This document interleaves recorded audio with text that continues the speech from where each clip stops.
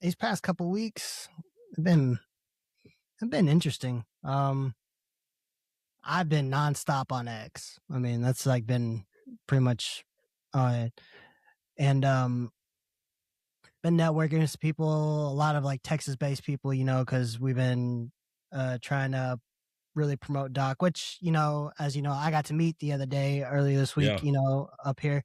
Fucking dude is as cool as you could possibly think, man. Honestly, Doc Chambers is so fucking cool, dude. And he spoke a lot on what he wants to do, and I'm telling you, when it comes to his vision for Texas, it's one of those things of like, man, this should be the vision for the country, but I'll settle for Texas at this point. Yeah, You know what I yeah. mean? Like, but then you go on to a point of like where he's telling you and kind of informing you about things that many Texans don't know. There's it's not like it's hidden. It's just not such crazy public knowledge, right? But one of the things, and I know you mentioned it on one of the last episodes, is those big data centers. They've been going up, right? Yeah. So and he's talking about that as well because whatever the big reservoir that we have in Texas, Sam Rayburn. yeah, like by 2050, I think, not too far off when you think about it. Like it'll be dried up because of the water usage that we use just for our everyday, like farmers and stuff like that, and citizens. But then you have these data centers that use unbelievable amounts of water, right? Well, we are talking about Sam Rayburn, right? I believe so. Because they were talking about it up here. Okay, and the reason I say that is because the $10.9 billion meta center that's going on, or that they're building in Louisiana, that one is probably going to use a lot. So one thing that I looked up today, because our X page is one big anti-Abbott, Cruz, and Crenshaw at this point. But what I looked up, and it said that as of right now, here, let me just share the screen. So right now there's approximately 78 data centers in the state of Texas. They couldn't give me an exact number, but it's about 78 data centers that have about 2.7 gigawatts of capacity using of energy, right? And right now there's about 90, there's 97 data centers either planned or currently in construction in the state of Texas. Okay. Damn. And then an estimated of 2,000 gallons of water per day per megawatt for each center. Okay. Is that for the cooling purposes? Yes. No, see, like I said, per day per megawatt. Now there's 1,000 megawatts in a gigawatt, right? Mm-hmm. And you have these 78 that are running about 2.7 gigawatts per, right?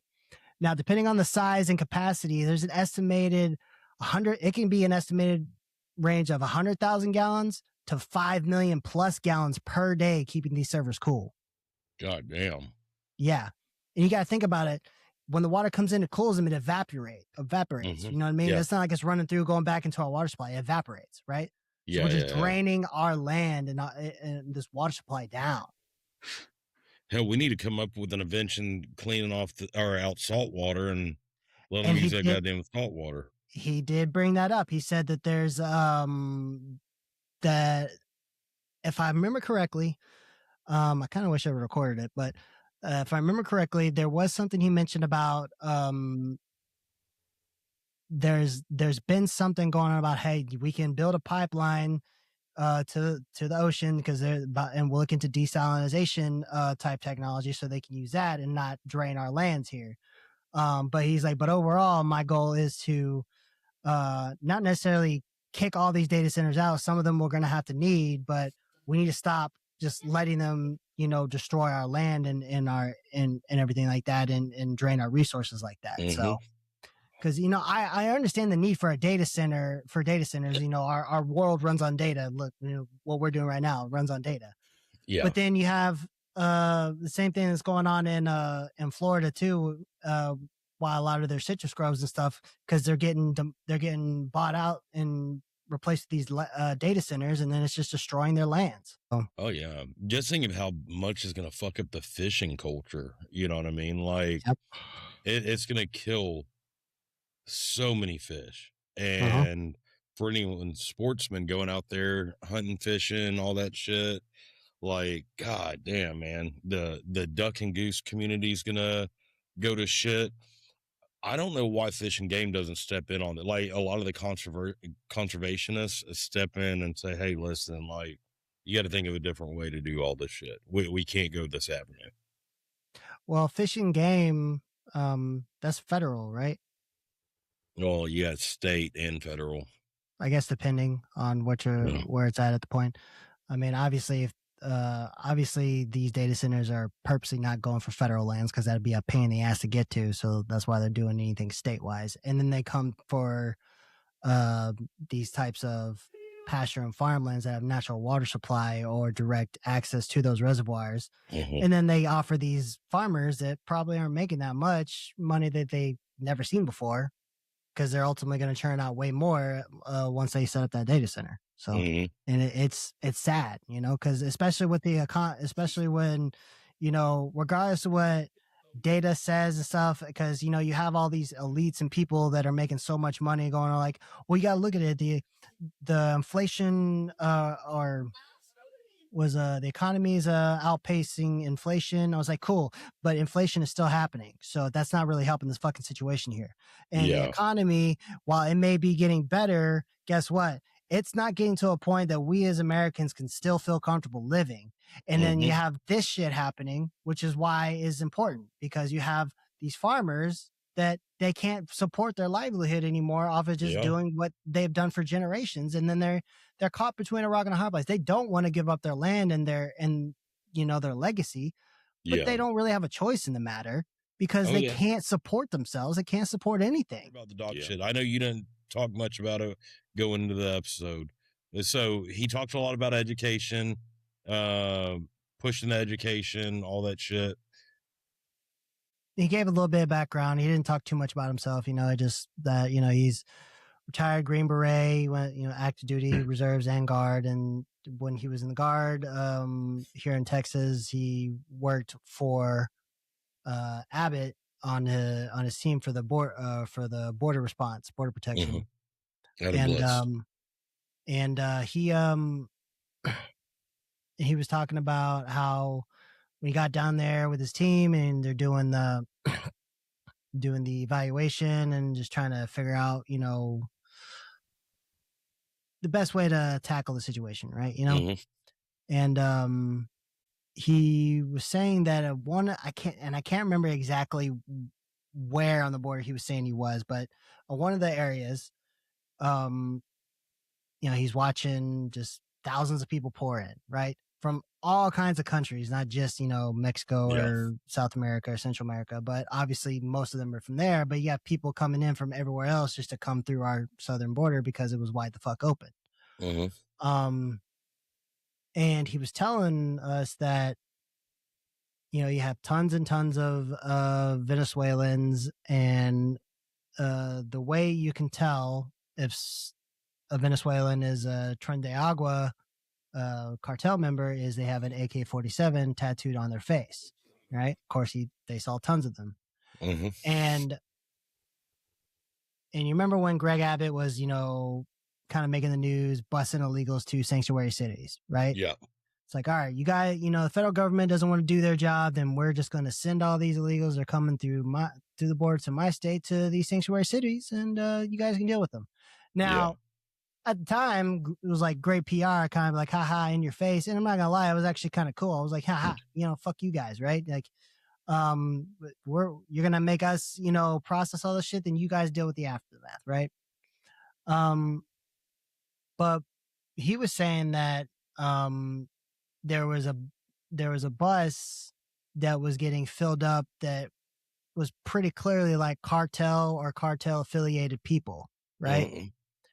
And he had one of the people's on his team, Doc's team, track that bus to see where it went, because aside from other people like families or regular people that didn't seem to have any type of narco or cartel affiliation to them, Yeah. they were for the most part, at least the way it was being broadcast to the public, they're getting bused to the sanctuary cities.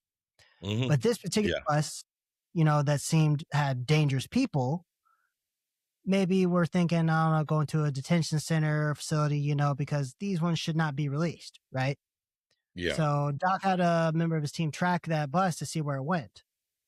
And it went to San Antonio, and it just unloaded them there. Not to a facility, not to a like whatever like that, just unloaded these clearly dangerous individuals in San Antonio. Yeah, that's a shame. Yeah. Yeah. Damn. Yeah, I can't wait to go see him next month and really get to listen to what he's got to say and And I could tell you one thing.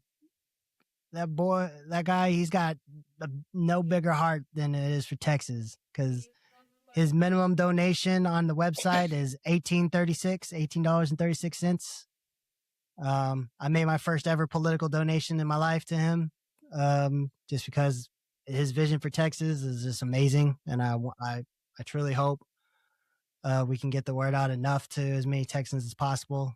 Um, his plan for education that I wasn't even thinking about, but it just happened to get talked about, was unbelievable, and I think it's going to be great for our kids for the future.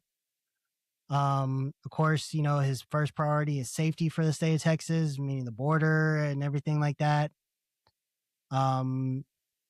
Then talking about tackling all those H-1B visas that are coming in and putting a halt to it, because obviously there's a lot of fraud that's probably coming out from it. Then you have the what is it? Those data centers that we talked about, right? But geez, dude, it's just it it really feels good talking about someone that it seems like they really care about yeah. the state and their people on top of that, because he's like, I like I'm not endorsed by any politicians because I don't accept those endorsements. I don't I don't accept foreign or PAC money. He's like, I'm perfectly transparent with you because I got none to hide. The largest donation I've received is $10,000 from a guy over here or whatever like that.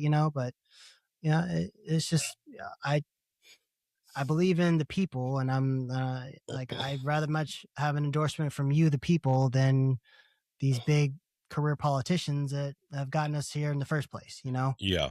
Yeah. So No, that's good. That's good. I'm excited to see him and hopefully, really now, get behind him. You know what I mean? seriously, It's time for a change from Abbott. Honestly, he needs to wheel his ass down the street. I mean, we've been there for 11 years, but guys, just four more, he got it. Just four more, right? Just four more years, and then Abbott will get it right this time. If you believe that, then just fucking go shoot yourself. This is ridiculous at this point. Yeah. Yeah. It's fucking ridiculous. Yeah. He needs to wheel himself down the road and we need to bring someone in that's actually going to make real change. Yeah. Someone that seems like they really give a fuck what Texas is and the direction of Texas. And, He was talking about that, yeah, I'll have my office and everything like that in Austin, but I'll tell you what, it'll be pretty hard ever catching me ever in there, because I plan on being out here getting stuff done in the state, talking to the people. I don't need to be sitting behind a desk. I need to be out here getting the work done. So absolutely. Yeah. Very hands-on, very, out there. And the fact that what were you telling me? So the person that's helping him run his education policies and all that he wants to put in place, it was one of the people that just saw him and he said, from what I understand, the way he explained it is like at one of his like meet and greets, like I was at, and that you're gonna go to. He was just he was talking to the guy, and someone who's very passionate about it because the guy used to be a teacher, Uh-huh. and so he was talking very passionately, of course, about education. Uh-huh. And Doc, knowing that he doesn't know everything about everything, he knows a little about a lot, but yeah, that's the reason why you build an administration with experts that you trust to carry out Uh-huh. the vision, right? Yeah. And when he was talking to this guy, he was so passionate about it and very knowledgeable that Doc just said, "You want to lead my education task force?" Because he saw that, hey, this guy right here knows what he's doing. He has a passion Uh-huh. for it, and boom, that's what. And then while I was there talking, and whenever there were, because we did go quite a bit on the education thing because I mean, it's an important thing, but that took up Yeah. a lot of it. There was another teacher there, and she started going on about how the TEA, the Texas Education Authority, which he plans to abolish completely, which would be Yeah. amazing. Talking about how they operate and do stuff like that, and how and she started going like pretty, like she was passionate, but she was like, no, this needs to happen. And he was like that. He's like, get with him. You're going to be on the task force right then and there, because he's like, I need teachers and people that know what they're Yeah. talking about, who've been through this. I don't need people that have no idea what this is and have went to school and they says, well, I just read me up on it and I can take care of it. No, they have no idea what they're doing. Yeah. Yeah. No, I got you. Fucking the fact that he's actually going that route. That's really what we need. A grassroots organization coming in to run the state. Honestly, we need that federally too. We need everything from the grassroots people that are the best of the best, that know what they're doing, that are non-biased, that know, whether you're in education, you're in the energy sector, you're in finance, you're in whatever, like all these reforms that need to happen, it needs to go from the ground up. It needs to be pulled from guys that are working in the industry, that are the best and knowledgeable and have seen everything for the last 5, 10, 15, 20, 30 years, and build that team to revise everything, to do that reform. So no, Yeah. it's good he's doing that. We just need to get that on the federal level too. Yeah. Well, we need to get him to win first, but yeah. Yeah. He definitely seems like a guy that his ambitions start and stop with the state. I don't know if I could ever see him being like, I think I'm going to run for president now. Like he's a guy who's like, I just love my state and I just want it to be better. Yeah. No, that's good. That's good. Real down to earth guy, and he's so cool. Like Yeah. He's really, really cool. Yeah. Seems like he won't get swayed by the Israelis and No, and he Texas first. He did talk about that. He's like, I've never taken, nor will I ever taken money from APAC or foreign entity. Like, no, like I don't accept that. He says, I wore one flag on my uniform, which was the American flag. I wore one flag on my plate carrier, which was a Texas flag, and I plan to die with the same two flags on me. Yeah, good. I like it. Well, he's got my vote as of right now. Yeah. So hopefully we can just get him a lot more fucking votes and get Abbott out of that fucking. Well, and now again, we know we have an insane machine going up against Doc with Abbott and everything. But what I will say that does seem to be kind of showing out a little bit is that the people that, at least for the most part, most of the people that Abbott is endorsing, they're not even close to polling at the top. So it's like your endorsement doesn't mean shit right now. You know what I mean? So to me, that gives me a little bit of good hope, thinking like, if Abbott's endorsement doesn't carry anything, hopefully that means that people are waking up that they need to vote him the fuck out. Yeah. He needs to go down the road. So we'll see. And we'll just keep sharing the article that I wrote and fucking talk some shit and, Yeah.